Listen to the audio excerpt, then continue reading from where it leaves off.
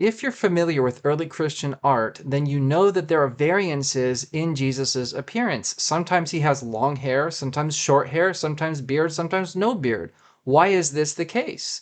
Well, most people just assume that the variances mean that early Christian art is unreliable and that Christians were making it up and corrupting the image of Jesus. But the data is actually more complex than that, and there are other theories for explaining these variances. So let's talk about some of those theories today. The majority of our earliest Christian iconography is consistent that Jesus had a gentle and sweet-natured appearance, an oval head, average height and weight, beige-colored skin, dark brown, curly hair, a white tunic and with dark-covered clavi, a himation, and sandals on his feet. These features agree with what we know about Jesus' appearance from the Bible and from Jewish archaeology. So places like Dura Oropos, where you see Jewish paintings of Jews, and they have a very similar style to what you see Jesus wearing in Christian iconography. And by virtue of the Roman art value of likeness and the early Christian track record of preserving the images of Peter and Paul, we have grounds for believing that these are true features of Jesus's appearance. So there's consistency in these features of Jesus's appearance, which is what you would expect for people who actually care about preserving the likeness and the true image of Jesus. There is, however, variance in his hairstyle and his beard. Sometimes he appears with long hair, sometimes with short hair. Sometimes he has a beard, sometimes no beard. Why is this the case? The only true answer to this question is we don't know. We don't know absolutely why Jesus has variance in his depictions in the ancient Christian record. A lot of people assume that the earliest depictions of Jesus are short-haired, no beard, and then, evolved or was corrupted by Christians and added a beard, added long hair. But the problem is the earliest depictions of Jesus with long hair and a beard are not much later than our depictions of him beardless and short-haired. In fact, they seem to be running at the same time in times like the 4th century, where you can find multiple types of Jesus's appearance. So the archaeological data is quite complex, and we don't really know exactly why there are the variances in his hair and beard length. And in her book, Face to Face, Portraits of the Divine in Early Christianity, Dr. Robin Jensen goes over some different theories trying to explain the variance in Jesus's appearance. And I'll be talking about some of her theories, and then I'll be talking about some others from my own research. And again, it's not straightforward, it's not super clear because the data is complex. None of these paintings comes with descriptions underneath them saying, oh, here's why Jesus has a beard here and not here. We don't have in early Christian writings any description or explanation of why this is the case either. They're just sort of both there, and we're left to speculate and theorize why there are the variations. So the first theory is that the image of Jesus evolved being constantly tailored to the cultural norms and theological convictions of early Christians. So perhaps Christians developed the image of Jesus, tailoring him over time to how they wanted him to look. So they wanted him to look like a philosopher, so they gave him a beard and long hair. They wanted him to look like an emperor, so they made him look like the emperor, or made him look like one of their gods. This is a very common theory, and I hear it a lot, but this theory doesn't really appreciate some of the complexity and nuances in the data. For example, it assumes that Christians were creative in their art, and this just doesn't align well with the archaeological display of early Christians adhering to traditional forms, as seen in images of Peter and Paul. So when you see Peter and Paul in early Christian art, they're easily recognizable by their features. Peter always has gray hair and a gray beard, a gray rounded beard, and Paul is always balding with a pointy beard. And it's brown. You can recognize them immediately because of this consistency that early Christians use in their depictions of Peter and Paul. They also stick very closely to story motifs, very rigidly, not very creatively. The raising of Lazarus always looks like the raising of Lazarus. You can recognize it like it's a copy of the same image.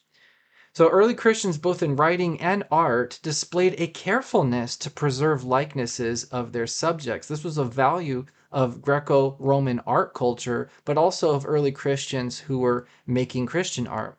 So this just doesn't really square well with the theory that Christians were very loosely and creatively modifying and making up Jesus's image on a whim. There's also another problem. Images of Jesus with various hair lengths and beard styles sometimes exist side by side at the same site, made by the same artists. So this also doesn't really fit well with this idea that Christian artists are kind of making it up and it's evolving over time.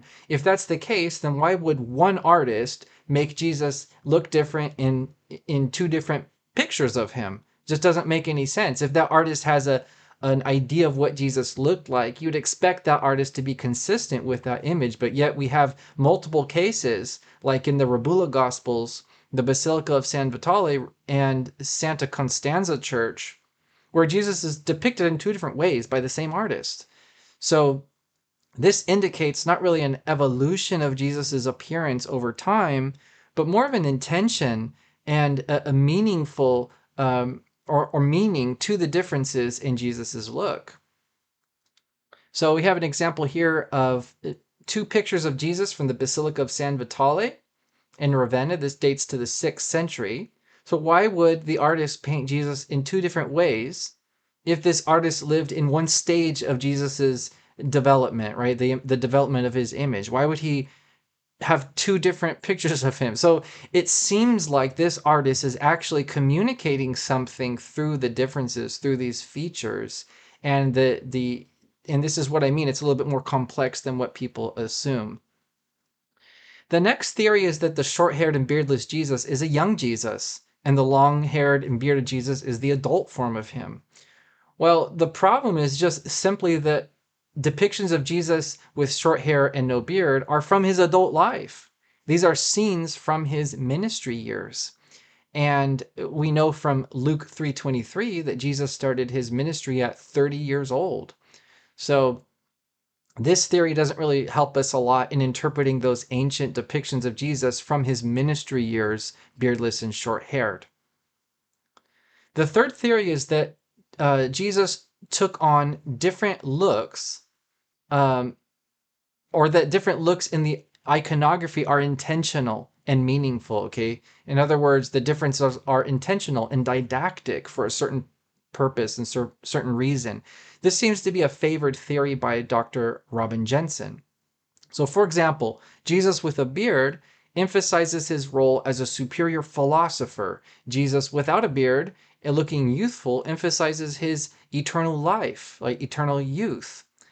Think of like the scriptures, your youth will be renewed like an eagle, right? So showing Jesus as youthful sort of emphasizes that life and that eternal life that Jesus promises. But the beard and the hair align with the idea of a philosopher and emphasize his teachings as philosophical truths. And this can also have something to do with the depictions of Greco-Roman gods at the time that the early church was making these depictions. So perhaps Jesus's different appearances entail the powers of all the gods into one person. So this one person, Jesus, is therefore superior to them all. So so Apollo is beardless and youthful. So now the Christians depict Jesus as beardless and youthful to show that Jesus has, so the powers that you ascribe to Apollo, Jesus has those powers in truth. And like Jupiter, they show him bearded. Well, that means Jesus has all the powers that you ascribe to Jupiter. So Jesus, looking like Apollo and looking like Jupiter, is actually superior to them and has the true powers that are ascribed to those gods. She quotes from St. Cyril of Jerusalem on this point, and he says, "But the Savior comes in various forms to each man for his profit. For to those who have need of gladness he becomes a vine, and to those who want to enter he stands as a door. To those who need to offer up their prayers he stands as a mediating high priest. Again, to those who have sins he becomes a sheep," okay, and so on. This theory can also explain why ancient iconography typically displays Jesus during his ministry years as short-haired and beardless, and and if it's a depiction of him in glory post-resurrection, for example, as a judge, a teacher, lawgiver, then he's bearded and long-haired. So Robin Jensen points out that if you look at all the images of Jesus during his ministry years, typically he's short-haired, beardless. But if you look at all the images of him enthroned in heaven and giving a law or crowns to Peter and Paul, he's typically long hair and bearded. So she's just sort of noticing this, and maybe that's, a tip off to the meaning of the hair and the beard. Well, this theory also has some problems. Again, it assumes some level of early Christian creativity and compromise in memorializing the true likeness of Jesus through art. So it sort of makes the Christians out to be creative teachers rather than artists who are preserving and memorializing the true image of Jesus through their art, which is something a little bit more typical for that time of certain strains of Roman art philosophy. Now, of course, it's difficult to say with certainty the degree to which Christians preserved or exaggerated certain features of Christ's look. So they're on the spectrum of they completely made it up on one side to the other side being they rigidly adhered to every detail of Christ's appearance. We're not really sure in that spectrum where they fall. It's difficult to say. However, the fact that they preserved images of Peter and Paul, again, is indication that they were a little bit closer to this preserving the details of his appearance on the spectrum of preservation. We also have written witnesses like Eusebius, who lived during the time of this early Christian art. So much of this art is from the 3rd, 4th, 5th centuries that Robin Jensen is talking about. And Eusebius lived at that time, and he's talking about art of Jesus, and he calls it a likeness of Jesus, and he says that it was preserved up to his time. So he doesn't seem to be interpreting pictures of Jesus as idealized, didactic, piously, creatively corrupted images. He understands them to be true likenesses preserved up to his time.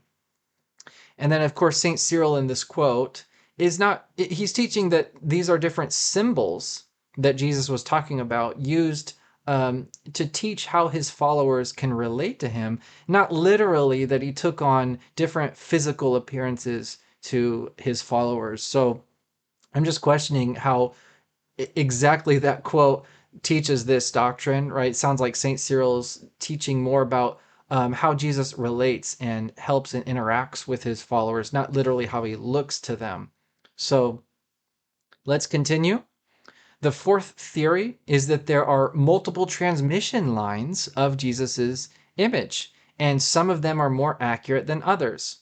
So while some people may have accurately copied images of Jesus, others may have taken poetic license, causing the formation of multiple image traditions for Jesus's style. So think of biblical textual criticism, how there are multiple transmission lines and there are variants in the different transmission lines. Well, we could be seeing something similar in the iconographic record. Maybe certain artists at certain times changed features of Jesus's look or didn't do a really great job at copying them, and then that caused traditions or transmission lines of Jesus's appearance, which were at variance with other transmission lines. And this theory does a good job at dodging the problem of Jesus looks like XYZ because the oldest images of Jesus show him that way. Because it implies the oldest is not necessarily the best. And that's a really important principle, I think, is just because we have the oldest images we have show Jesus short-haired and no beard, it doesn't necessarily mean those are the most accurate depictions of Jesus. And this theory finds some support in the archaeology, because the quality and cost of the mosaics in Ravenna is much higher than the art in the catacombs. So scholars who are researching the catacomb art are noting that this is not the best work that Romans can do. They can do a lot better work than this. These are a little bit shoddy in relation to the best Roman art at the time. So if there's a difference in quality between some of those later images and some of those older images in the catacombs, maybe there's a difference in the quality of their archetypal pictures behind it. So maybe the mosaicist in Ravenna, who displayed Jesus long-haired and bearded, was relying on a more reliable transmission line than those painters in the Roman catacombs. Well, the problem with this theory is it's an argument from silence is speculative. If without positive evidence, we're kind of left to speculation. But still, it's helpful to destabilize the quick and hasty dismissal of certain types and opens the possibility of reliability for later images. So people will say, well, Jesus didn't have a beard and long hair because the earliest pictures of Jesus didn't show him with a beard and long hair. Well, maybe those earliest images of Jesus are not as accurate as the newer ones, the most recent ones. Okay, so it opens at least the possibility of this in interpreting the data. So here's an example of what that might look like. You have the real Jesus, and then you have multiple copies of Jesus. One is very accurate, and one is not very accurate. The one that's very accurate was copied in a later picture, but then the picture that was based on was lost. So we're left with two images, one very ancient, one less ancient, but the less ancient one is actually more accurate in this case. And this is a hypothetical thought experiment. I mean, this is not a, these pictures on the screen are not actually arranged this way historically, but just to make the point, it could be this. It could be this situation. The next theory is that images of Jesus showing him with short hair are based on a hairstyle which appears short but actually isn't. So maybe Jesus had his hair tied or braided behind his head and it appears short from certain angles. And there's actually known hairstyles in Greek culture which hide hair behind the neck. And I have an example here by Herbert Norris. So examples exist in archaeology from the time period throughout Jesus' lifetime on Earth displaying these kinds of hairstyles. And we know that Greek customs have long influenced Judea by the time of Christ. So if you read, for example, First Maccabees, you'll hear how the Greeks were bringing their customs into Judea. And a lot of the Jews received these. And by the time of Christ, there had been more than 200 years of Greek influence on the Jews. So it would make some sense that Jesus had a Greek style hair because of the Greek influence in Judea. And in fact, the Bible itself describes Jesus as wearing Greek clothing. It tells us he wore a hemation, which is a Greek style clothing. So it's possible that Jesus had this kind of style during his ministry years, and therefore his hair appears at certain angles as short hair, thereby creating short hair transmission lines by iconographers who mistake it as short hair. So maybe some of these pictures of Jesus showing him short hair are based off of a misinterpretation of a hairstyle that's a little bit ambiguous about his hair. Or maybe we're the ones who are misinterpreting the hairstyle, right? So maybe some of these ancient images of Jesus that we have are showing Jesus with a hairstyle like this, but we're just not interpreting it correctly because maybe the details have been lost over time. In fact, our earliest depictions of Jesus are very damaged. So if there were details like small curls around the neck or a hairband or something like that, those kinds of details are no longer visible to us. So it's possible that we're just not even interpreting the short hair Jesus correctly. Maybe it's a Jesus with a sort of hairstyle that's hiding his hair. So here's a few statues. The first one here is from the 2nd century BC. The second one's from the 2nd century AD. And both of these you could easily mistake from certain angles as short hair. And but this fills the range of the lifetime of Jesus. And it's possible that hairstyles like this were around in Judea during the time of Christ, again, because of Greek influence that was there. Here's another statue of Apollo showing a hairstyle. If you look at it from the front, it's ambiguous whether or not this is short hair or long hair. The second one is the statue rotating. You can see, oh, he has long hair. So imagine you're looking at an archetypal picture on the left. you could easily mistake that as short hair if you're an iconographer and then make a painting of Jesus with short hair, even though the original painter was trying to convey this sort of Greek style hair that hides the long hair in the back.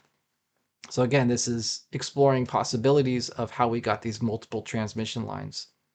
Well, is there any evidence for this? Well, as it turns out, there is, and this is very interesting. There are many ancient iconographic instances of Jesus showing his hair coming together behind his neck.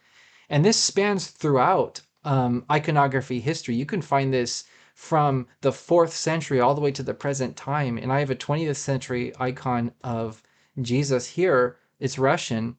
And you can see very clearly the hair is coming in behind the neck. And this is by no means exceptional. This is the typical way for Eastern iconography to depict Jesus, with his hair actually coming together at his neck and then kind of flowing behind the shoulders. So this indicates a kind of hairstyle with his hair coming together behind the neck. And it's perhaps a remnant of an ancient tradition of Jesus having a hairstyle with his hair tied behind his head. So maybe the iconography is preserving an ancient record of Jesus having a hairstyle where his hair is actually behind his head. So I have a few different icons here, ranging from the 4th century to the 6th century. And in all of these depictions, by the way, they're from different places. I have some from Egypt, one from England, we have some from Rome, Ravenna, okay? But all of these have something in common, that the hair is coming together in some kind of style behind his neck. And it's obviously not accidental. It's obviously not local. It's something that the icon tradition is preserving. It's telling us something about his hair. Now, I say it's telling us something because I don't know what it's telling us. It's interesting. He has some kind of hairstyle, something going on with his hair behind his neck. And what that is exactly is ambiguous. But like I said, this could be an echo of an ancient hairstyle that Jesus had. And that could explain why some depictions of him show him short-haired, because maybe that hairstyle looks short-haired in certain angles. Well, there's direct iconographic evidence of this in the St. Luciphine Gospels from the 6th century. This is a Gospels book, and the cover has depictions of Jesus from his ministry years. And it shows his hair in a hairband, exactly like that Greek hairstyle that we're seeing in some of those Greco-Roman statues. And in these depictions, seemingly he has long hair that's held in the back behind his neck. And also, something interesting about this particular iconography is it's not Roman, as in it's not from the city of Rome. It's either from Roman Gaul or Constantinople or something like this. So this could be an independent transmission line of Jesus's hairstyle that preserves, maybe, theoretically, a more ancient, accurate depiction of his hairstyle. So this is a close-up view of one of those scenes from the Luciphine Gospels. And notice Jesus's hair. It looks like it's pulled back and held together with a hairband, much like that Greek style that we saw earlier. And again, this would be easy to mistake as short hair if I was an iconographer, but really it's not.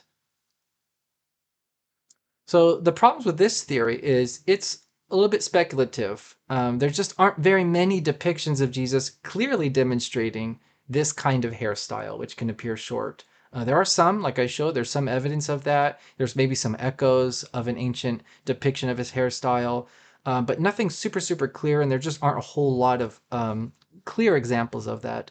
And then there seems to be some evidence to the contrary, and I have an example here. His hair just simply looks short, and it seems like a side profile, and it seems like his hair is just short. And it seems like the artist understood and intended his hair to be short. But like I said, it could be his hair could be getting shorter over time in certain transmission lines just because of a misinterpretation of that hairstyle. So I think it's a really interesting theory. And maybe in the future, someone will discover some ancient iconography that will confirm this theory. The next theory is that Jesus grew out his hair and beard during his ministry years. So depictions of Christ beardless are based on his earthly his early ministry. Depictions of Christ bearded are based on his later life, his passion, his resurrection. So Robin Jensen mentions this theory in a lecture. She says another possible explanation is that Jesus' appearance changes throughout the years of his ministry as he matures. So here's some examples of how that might have looked. So maybe Jesus looked short-haired or mid-length haired when he started his ministry, and then throughout his ministry was growing out his hair and eventually grew out his beard, and by the time of his passion had long hair and a beard. And this would explain things, for example, like the Shroud of Turin. If you believe the Shroud of Turin is authentic, you can actually harmonize ancient iconography with the Shroud of Turin with this theory, with this model. You can say, well, the iconography is correct because it shows Jesus at a certain time during his life, and the shroud is correct because it shows him at his passion. So yeah, this you can have your cake and eat it too with this theory. You don't have to discredit the early Christian iconography. You can say, yes, that is an accurate depiction of Jesus during the time of his ministry years. And 3 years is plenty of time for Jesus to grow out his hair and beard. In Luke 3:23, he was 30 years old, the text says, when he started his ministry. And 33 is the traditional age assigned to Jesus. And according to health.com, the average rate of hair growth is 1/2 inch per month. That means Jesus could have grown up to 18 inches of hair throughout his ministry. It's more than enough time to get that long hair that we associate with Jesus in the conventional image of Jesus. There's also some evidence in the iconography itself. Early Christian iconography focused on Jesus's ministry years, as is well known in the scholarship. Robin Jensen writes, the earliest iconography suggests that visual art at least emphasized Jesus's role as healer and wonder worker during his earthly ministry. For example, almost no visual representations of the Transfiguration, Last Supper, crucifixion, resurrection, or ascension appear in Christian iconography prior to the 5th century. Okay, so think about it. If early Christian iconography is focusing exclusively on his ministry years, then it seems to be a good explanation for why the earliest iconography shows Jesus as short-haired and beardless, if during that time he had no beard and short hair. So if Jesus was beardless and had shorter hair at the time of his ministry, it explains why our earliest iconography portrays Jesus as clean-shaven and beardless. And we have some interesting archaeological evidence for this theory at the Basilica Santa Paolonare Nuovo in Ravenna. It contains mosaics showing various events in the life of Christ, and actually shows that his hair and beard grew out by the time of his passion. So this basilica actually has an array of scenes from the life of Christ spanning from his ministry years to his passion, and it actually shows Jesus during his ministry with no beard and during his passion with a beard. And his hair is also different in these two depictions, by the way. In his ministry years, it looks a lot like that Greek style. It's kind of coming forward, cut in the front, and then behind the neck. But during his passion, it seems more free-flowing with a long beard, and it seems thicker. So these mosaics were created by the same artist, and they depict Jesus without a beard and with thinner hair during his ministry years. So again, this is the same artist. So you can't say that this is his he has, one particular image that's his personal understanding of how Jesus looked. He actually created two different images for Jesus with regards to his hair and beard, and they seem very intentional. He's communicating that during his ministry years, he looked like this. During his passion, he looked like this. So Dr. Robin Jensen acknowledges this. She says an obvious explanation for these two different types of Jesus figures is that artisans deliberately portray Jesus in scenes from his earthly ministry as youthful. So you can see here on the screen, the left is a scene of multiplying the loaves and fishes during his ministry years, clean shaven, and his hair is kind of doing that thing where it comes behind the back. It kind of has that Greek hairstyle look. And then on the right, you see now his hair's parted in the middle and it's thicker, and he has a beard. So maybe this is reflecting an ancient understanding that Jesus changed his hair, grew out his beard in the latter part of his ministry years. So here's more scenes from his ministry years. Notice that in every single one, he has that same look, the same hairstyle, same beardlessness. And in the same basilica, we have scenes from his passion. Notice that every single one, long, thick hair and a beard. We also have an example of this in the Rabula Gospels. There are multiple hair lengths and beard lengths for Jesus in these Gospels, and they also seem to correspond with times of his life. Here's a picture from those Gospels of Jesus healing. This might be the woman of an issue with blood or the crippled woman. And notice his hair and his beard length. He has a beard, but it's very short, and his hair's short. But when he's on the cross being crucified, now he has long hair and a beard. So maybe this is preserving that an ancient tradition of Jesus growing out his hair during his ministry and growing out his beard. So the problem with this theory is that some artists depicted Jesus as clean-shaven during his passion. For example, a sarcophagus from the catacombs of San Sebastiano, probably 4th century. It's a very early depiction of Jesus being crowned with thorns. And then there's a very early depiction of Jesus being crowned with thorns there. If an artist wanted to communicate that Jesus grew out his beard during his ministry years, he wouldn't depict Jesus being crowned with thorns or during his passion beardless. So we do see Jesus during his passion without a beard in some depictions. But, you can't explain this and say, well, maybe the different iconographers weren't really aware of the meanings of these different beards. Maybe they just kind of intermingled some of the appearances of Jesus. But still, it's not a slam dunk theory, even though there is some really interesting evidence for it. So in conclusion, ancient iconography is consistent in Jesus's appearance regarding his body size, shape, color, clothing, etc. But it varies on hair length and whether or not he had a beard. And this is explainable in various ways. Maybe early Christians modified or exaggerated certain features of Jesus's image to convey certain truths about who he is. Maybe some transmission lines were more accurate than others. Maybe Jesus's hairstyle looked short from certain angles because of the way that he styled it. Maybe he grew out his hair and grew out his beard throughout his ministry years.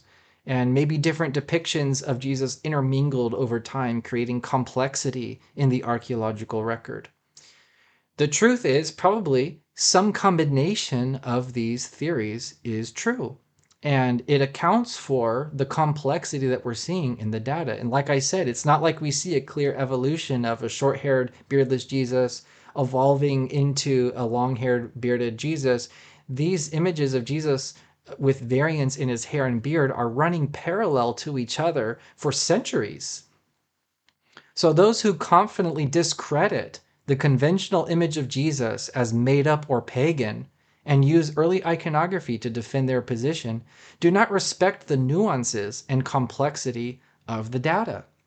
So people who say, oh yeah, early Christian art, they just made it up, made him look Roman, made him look like a god, whatever.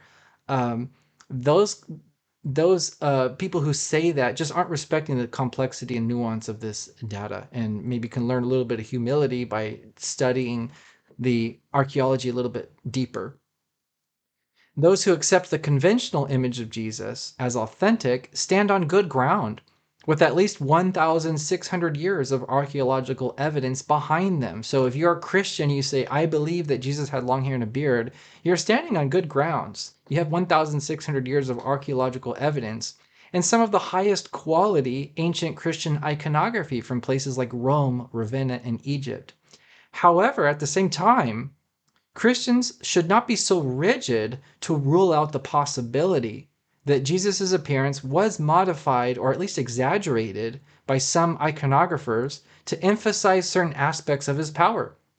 It's possible that early Christians did use a beard and hair as devices to teach certain truths about who Jesus is. So, to emphasize his power, wisdom, or his glory. Or that Jesus looked more Greek than we are used to seeing, or that he changed his hair or hairstyle during his lifetime. So everybody, I think, can learn a little bit of humility when they look at the data, and maybe stop being so rigid, whether you support the traditional image of Jesus or not. I think that there's some room to sort of accommodate some of this complexity, regardless of which position you hold to. So thank you for watching. And if you have any questions, leave comments. And if you haven't already, please subscribe, and I'll see you next time. Thanks for watching.